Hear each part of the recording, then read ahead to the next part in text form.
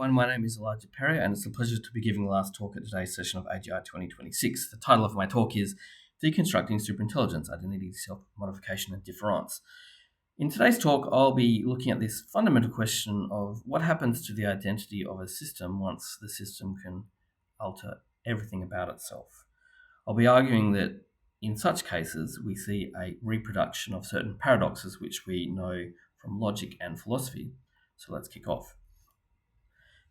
So what happens when an intelligent system can rewrite itself? Theories of intelligence commonly imply some capacity for a system to modify itself, such as recursive self-improvement. Self-modification allows an intelligent system to alter its policies, representations, objectives, or architecture. What characterizes many theories of superintelligence, I argue, is a stronger capacity, however. They can reprogram the underlying computational or physical substrate, including structures constitutive of the system's identity. So the question is, when the identity criteria themselves become editable, what anchors the system as the same system? How can we say it's the same system? And what are the consequences in the limit when everything about a system can become modifiable? The thesis of the paper and this talk is that this setup, which I call strong self-modification of superintelligence, destabilizes its identity and reproduces the structure of well-known paradoxes such as the liar paradox, but at system scale, and has analogy with other concepts in philosophy such as Derrida's difference and Graham-Priest's enclosure schema. So to begin, I start with the concept of the supplement. Theories of modification usually presuppose something not modified by that act, that is, supplementary to the thing being changed. Something has to remain the same. To formalize this, I start with a vector space, and I use this because they're representative of physical theories in which systems live. States live in V, a vector space, and transformations on V are algebra A. Elements of the algebra are operators, and those operators have relationships. One of them is whether the order of operation of the operators makes a difference. This is reflected by the commutator. So if two operators commute, then the order of their operation does not matter. The third concept is the supplement of X. You take an operator and you find all the other operators that commute with this, and that is the set of such operators is the commutant. A unifying supplement is the fourth concept here, which is effectively a projector pi. So pi selects out parts of the system constitutive of its identity. This formalism in hand, in the paper I then introduce two distinctions, weak and strong self-modification. The difference between them is whether the identity-bearing structure of a system remains outside the update. There are three operators to be aware of here. The first is U, which is an operator. It's part of the system, and it reflects the system updating itself, changing itself. The second operator is D. D is an operator that picks out all the different parts of the system constitutive of it. And the third is R. This is a self-representation operator, which is composed of some parts of the differences of the system. In a weakly self-modifying system, the point is that the system can adapt itself or can update itself, but some part of it remains the same. In strongly self-modifying systems, all parts of the system can be subject to change. This is reflected mathematically by the fact that the update operator doesn't commute with any of the projectors. Weak modification changes the content under a fixed ruler of a system, while strong modification changes the ruler itself. What are the consequences for identity? Well, in the paper, I anchor identity as an invariant subspace. You take your system V, you take your projectors on V, which is this first equation, and so pi V selects out the subspace of the system that forms its core identity, and everything else is 1 minus pi, which is not core to the system's identity. If the update commutes with these core projectors pi, then we can say that over the change of the system, some subspace of the system is preserved by the update.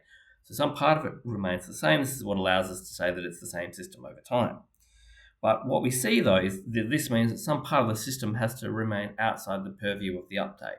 There's some part that cannot be changed. It's a constraint on the extent to which the system can modify itself.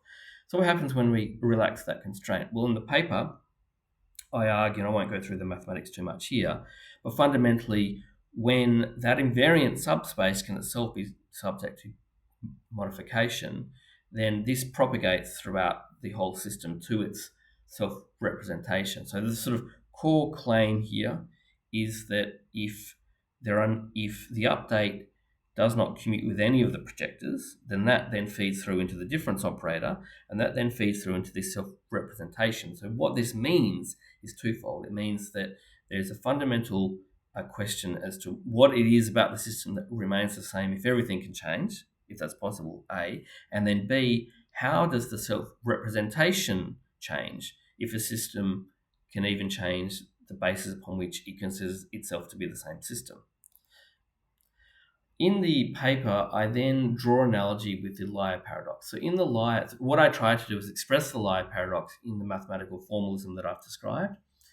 I won't go into it in too much detail, but I'll give you the gist in this talk. So in the liar, so in terms of operator formalism, T is the reference operator, pi L selects out the liar sentence. T is the this in the liar sentence.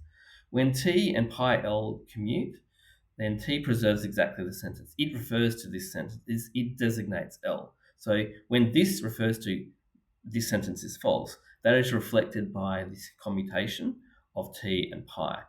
And the sort of point here is that I'm drawing a connection between commutation and the logic of the liar paradox. The commutation marks the collapse of the distinction between the sign and its referent, which is what gives rise to the liar paradox.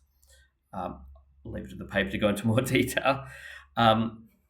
So what do I then claim in the paper? What I claim is that the liar paradox is the case fundamentally when this sort of anchor reference, which forms the identity of the system, itself can be subject to change.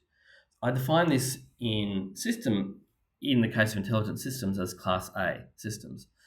So Class A systems are as follows. First, we begin with the difference operator D, R, and U from before. Recall that in strongly self-modifying systems, U and D do not commute. There's no part of the system that remains unchanged. So U changes the very distinctions that fix what R refers to. By the propagation system, this means that U and R do not commute, that the update and the representation do not commute. This is the architectural analog of the liar. The non-commutation of U and D removes the stable supplement needed to preserve the relation between self-representation and what it represents. The idea in the paper is that this is the liar at large. It's that there's a collapse between the sign and the signified in a way that is reflected in the mathematics of the commutator. Again, I won't go into too much detail here because I won't be able to do it justice. Please have a look at the paper.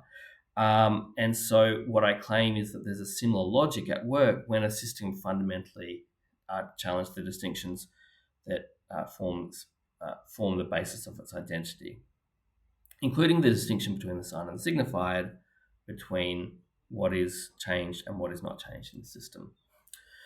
In the paper, I then draw an analogy with other sort of paradoxical processes such as diagonalization. Effectively, there are two ways to obtain a self-description after a modification. The idea of the relationship here is that a system uses its own self-representational rule to produce a new description that remains inside its descriptive space, yet it is different from anything that it was able to self-identify before. I'm not really doing this justice in this very short talk. I'm going to skip through this now. I then try to show that there is an analogy with what Graham Priest calls his enclosure schema, and I also attempt to show that there is, a parallel between what's going on with strongly self-modifying systems and Derrida's concept of difference. The takeaways of the paper, and I please urge you to read it and send any comments and criticisms, are as follows: that in the case of strongly self-modifying systems, self-modification is a limit of remaining the same self. Weak self-modification preserves the supplement. Its strong form acts on the supplement in a way that challenges the fundamental identity of the system. In Derrida's terms and in Priest's terms, this fundamentally generates what I would argue is a paradox. And the consequence is that unrestricted recursive self-modification may be constrained by the same deep structures that delimit mathematics and logic themselves. Thank you for your attention.